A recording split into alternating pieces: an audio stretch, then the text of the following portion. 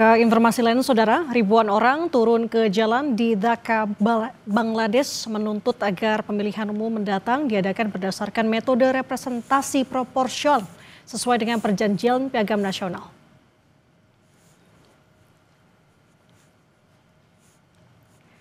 Rekaman video memperlihatkan pengunjuk rasa berbaris dari Masjid Nasional Baitul Mukarram, Dhaka, Bangladesh.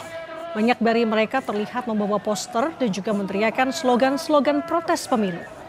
Mereka menuntut pelaksanaan pemilu bebas, adil, dan juga kredibel, penegakan keadilan atas tindakan penindasan dan korupsi oleh pemerintah saat ini, serta pelarangan terhadap partai yang mendukung otoritarianisme.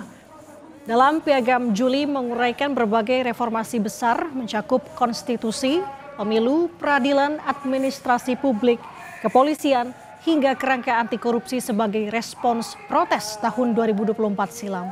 Pada 5 Agustus, pemimpin sementara Muhammad Yunus mengumumkan pemilu nasional, Saudara, digelar Februari 2026, menandai pemilu pertama sejak pemberontakan yang menggulingkan mantan Perdana Menteri Sheikh Hasina.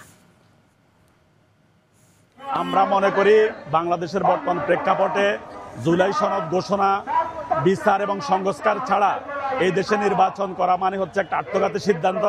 আমরা এখনো level playing field ছাড়া প্রত্যেক দলে নির্বাচনের প্রস্তুতি নিয়ে রেখেছে, এটা একটা গণতন্ত্রের জন্য শুভ উদ্যোগ।